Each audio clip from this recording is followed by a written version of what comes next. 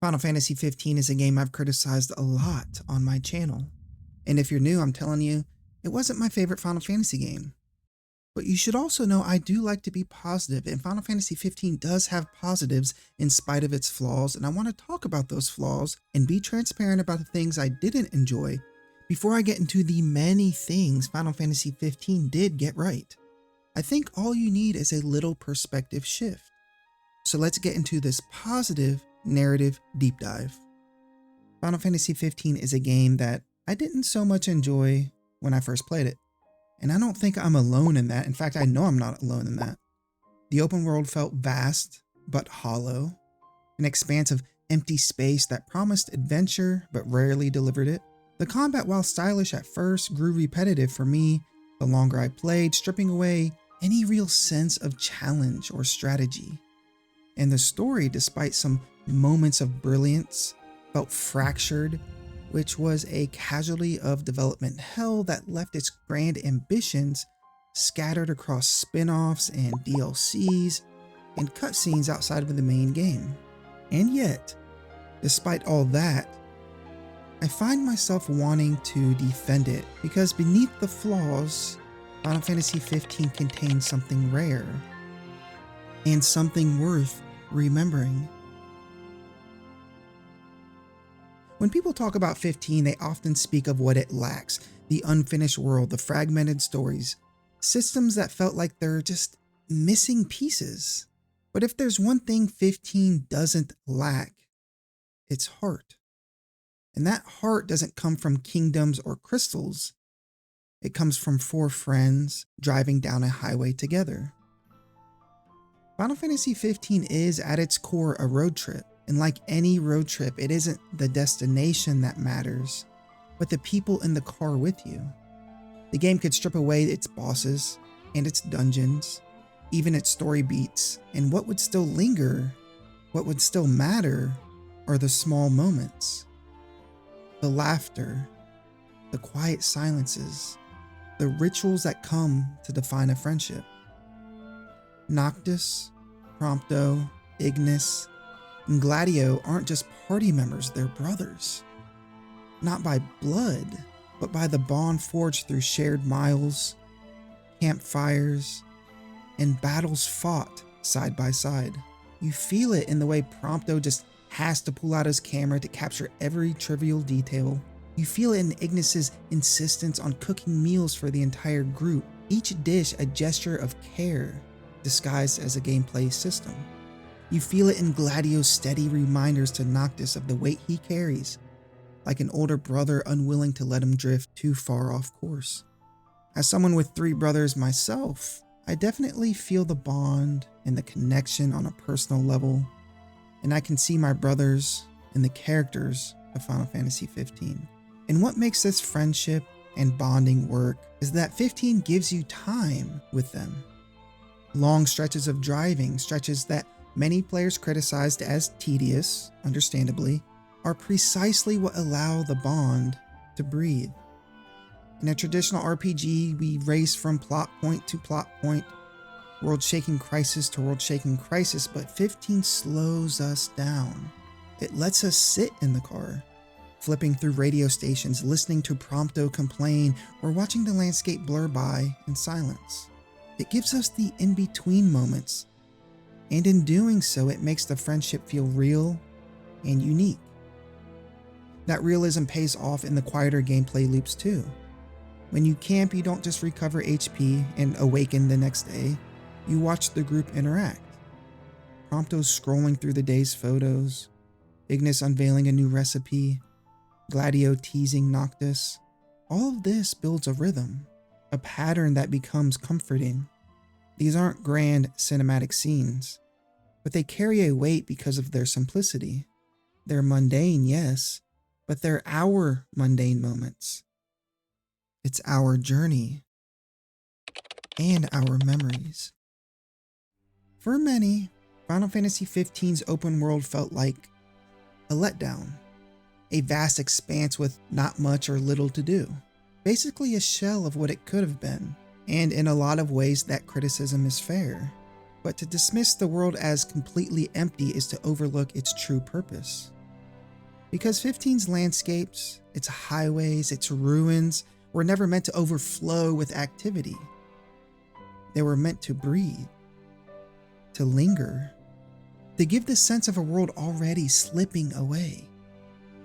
From the moment you first set foot outside Insomnia, the land feels heavy with silence. The fields stretch wide, dotted with broken roads and forgotten outposts. At dusk, the horizon bleeds into deep oranges, shadows lengthening as demons begin to emerge. In those moments, 15 stops being about side quests or objectives. It becomes about atmosphere, about the feeling of moving through a place on the verge of collapse. The emptiness, rather than being a flaw, begins to take on a thematic weight. Eos is not bustling with life because it's a world in decline. The Empire is tightening its grip, the light is fading, and the people you meet are scattered remnants holding on at the edges. Every lonely gas station, every worn-down diner, every half-abandoned town serves as a reminder that civilization is fraying at the seams. And yet, beauty lingers, the long stretches of highway, where the regalia hums beneath you, and the radio plays a nostalgic track from Final Fantasy's past, feels strangely meditative.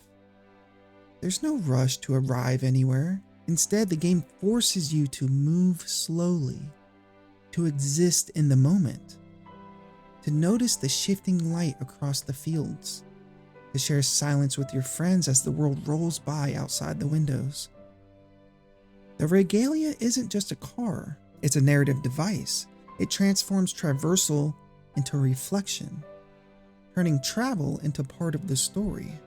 This blending of the ordinary and the fantastical is what sets 15 apart for me and apart from every other Final Fantasy. Here, gods walk the earth, summoning storms and shattering landscapes, but just as often you're stopping at a roadside diner to grab a burger, or fueling up at a dusty old gas station. It's a collision of the mythic and the mundane, the sacred and the ordinary. And it works because it makes the fantasy feel grounded, lived in, and familiar. The world of 15 doesn't beg you to play in it.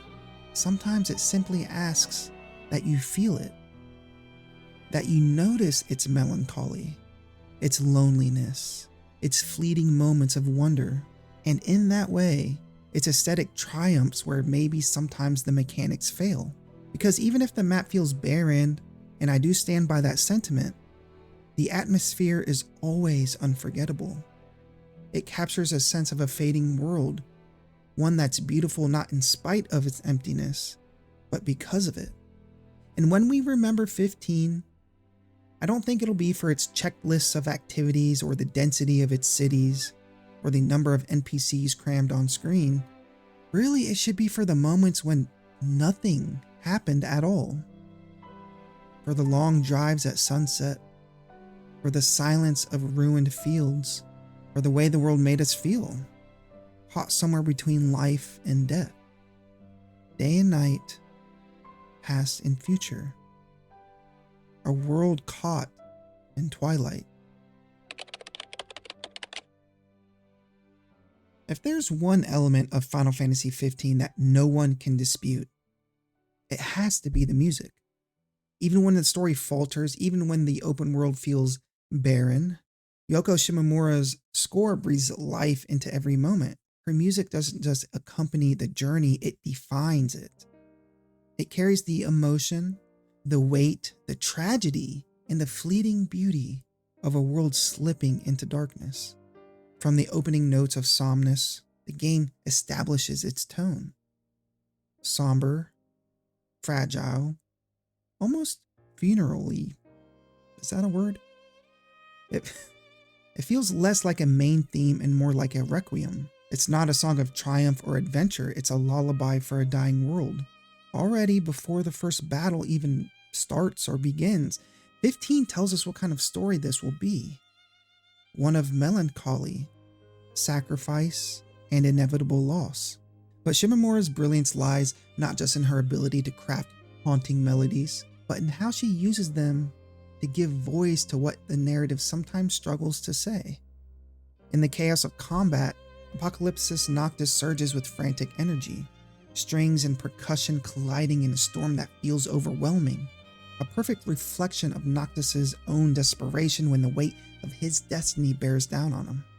During moments of peace, tracks like Wanderlust or Hammerhead create an almost mundane warmth, grounding the fantasy in the ordinary rhythms of life. The juxtaposition of the everyday with the mythic is what makes this soundtrack so striking. Nowhere is this clearer than in the road trip itself. Driving down empty highways, the music often recedes, letting silence and radio nostalgia take its place. But when it does swell, when a soft piano line drifts in as the sun sets, it transforms the emptiness into something profound. It gives the silence meaning. It turns absence into presence. And of course, there's Stand Your Ground, Omnis Lacrima, and the breathtaking Hellfire, tracks that remind us that this is still a Final Fantasy game, with all the bombast and grandeur that implies. Yet even in these moments of scale, Shimamura's music never loses its emotional center. It isn't spectacle for spectacle's sake. It's a storm with sorrow at its core. The final campfire scene, perhaps the most powerful moment in the game, owes much of its impact to music. The subdued notes that play as the four friends share one last meal are almost unbearably tender. In those quiet chords lies everything 15 was trying to say. That companionship, love, and sacrifice endure, even in the face of inevitable loss. 15 may be remembered as a flawed game, but it will and should also be remembered as one of the most beautifully scored entries in the entire series. Yoko took a fractured story and wove it together with music that transcends its weaknesses. She gave 15 a soul, and when all else fades, the criticisms, the disappointments, the unfinished edges, her music will still remain. Final Fantasy XV isn't just a game you played, it's a song you heard. A song for a fading world. Final Fantasy XV is not a story of triumph. It's not a story of heroes rising up against impossible odds to reshape the world. It is instead a story about inevitability, of duty, of sacrifice, of a young man forced to grow up under the shadow of a fate he never asked for. Noctis begins the journey as a reluctant prince. He's detached, aloof, sometimes even immature. He hardly resembles the kings of legend that Final Fantasy has given us in the past. At first, he's just a young man on the road with his friends, stopping at diners, complaining about chores, teasing and being teased. It's almost deceptive. The casual rhythm of the early hours lulls us into believing this is purely a road trip, carefree and kind of aimless. But beneath that surface lies a truth the game will not let us escape. Noctis is walking towards his death. The structure of 15 mirrors this coming-of-age tale in a subtle way. The open expanse of the early game, full of wide-eyed freedom and wandering, gradually narrows. The farther you progress, the more linear the path becomes, until finally, in the last chapters, there are no more detours left, no roads to take. Only one path matters. It's a metaphor for life itself, the illusion of endless choices when we're children, slowly contracting into inevitability, childhood into adulthood, life into death. And it's here that 15 finds its most resonant theme, the acceptance of duty. Even when it demands everything, Noctis doesn't want to be king, he doesn't want to sacrifice himself. But when the time comes, he understands that his role is not about personal desire, it's about the responsibility he carries for others. It's about giving his life so that others may live. This theme finds its most haunting expression in the final campfire scene. Stripped of spectacle, it's a quiet moment of intimacy. 4 friends sitting together one last time. Prompto's nervous laughter, Gladio's steady presence, Ignis's calm resolve, and then Noctis finally saying the words he struggled to express. You guys are the best. It's not a declaration of destiny or a kingly vow. It's simply gratitude. It's human, fragile, and real. That moment is what makes the ending work. Because when Noctis walks into his fate, we understand the weight of what he's carrying. Not because of prophecies or empires, but because of the bonds we've shared all along. His sacrifice resonates because the game made us feel what he is leaving behind. And so, 15 becomes not just a fantasy about gods and kings, but a meditation on growing up, on realizing that life narrows, that choices harden into responsibilities, that freedom fades into duty. It is tragic, yes, but it's also deeply human. Final Fantasy XV may falter in execution, but here, in its themes, it truly soars. It reminds us that becoming an adult is not about victory, but about acceptance. About carrying the weight of others even when it crushes you. About walking the road to the end. Not because you want to, but because you must. In the end, Noctis isn't the strongest king.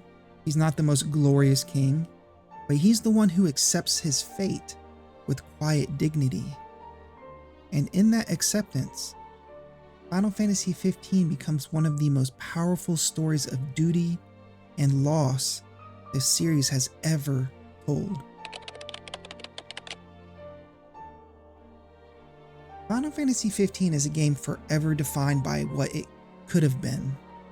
Born as Final Fantasy Versus 13, it spent a decade in development, passed through countless revisions, and arrived in our hands as something both breathtaking and broken. For many players, that fractured history is impossible to ignore. And yet, in that very brokenness lies something worth defending. Because 15 is a reminder of what happens when ambition dares to reach further than execution can follow. From the start, 15 was never a safe project. It didn't want to be another Final Fantasy game. It wanted to reinvent what Final Fantasy was. Its open world tried to bring the series into the era of sprawling, seamless landscapes. Its combat system tried to merge spectacle and accessibility into something fluid and cinematic. Its narrative dared to strip away the traditional epic and instead focus on intimacy. A personal story of friendship, loss, and duty. Each of these ideas was bold, and each of them in some way faltered. But here's the truth. 15 is valuable not because it achieved everything, but because it tried. Where many games play it safe, 15 stumbled forward, at the very least reaching for something greater. It may not stand beside the series' most polished classics, but it stands apart as one of its most ambitious. It's the kind of game that divides opinion precisely because it's so different. Its legacy, then, is paradoxical. For some, 15 is the definition of disappointment, a symbol of Square Enix's overreach and mismanagement. But for others, it is unforgettable, precisely because of the risks it took. Its emptiness, its melancholy, its fractured narrative. All of these are flaws, yes, but also part of its identity. They remind us that the art is not always clean or complete.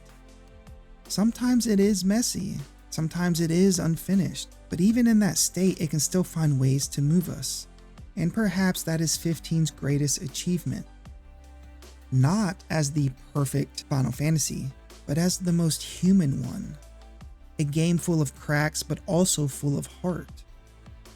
A game that reflects not only the journey of Noctis and his friends, but the journey of its own creation. a dream reshaped, compromised, and carried to the end despite everything. When we look back on 15, we may not call it the series peak, but we can call it brave. That's okay. It opened the door for Final Fantasy 16 to exist in a bolder, more confident form. It showed that the series could still take risks, still try to reinvent itself, still strive to matter in a changing landscape. 15's legacy isn't one of perfection, but of ambition, and that, in its own way, is worth defending. Thank you all for watching. Let me know your thoughts on 15 in the comments. How did it age? I know it's not super old, but how are we feeling about Final Fantasy 15 in 2025? Also, let me know how you think Square could have made Final Fantasy 15 better. My first thought is they shouldn't have broken up the story into so many different multimedia directions. They should have contained the story within the game without having to have DLC or DVDs or any other media types that you had to look into. It should have been like that at launch. Maybe things would have been a little bit better. You can always polish the gameplay, stuff like that, but I think the core is you should not have broken up the story that way. Tell me what you think in the comments. Also, a huge shout out to Magnirvin, who gave me my first super thanks on the it was the Final Fantasy 7 Final Fantasy X video. Thank you so much. You guys never have to do anything about that, but it is very appreciated and it does not go unnoticed. So big shout out to Magnirvin. And if you made it this far, don't forget to like and subscribe. Have an amazing day and God bless.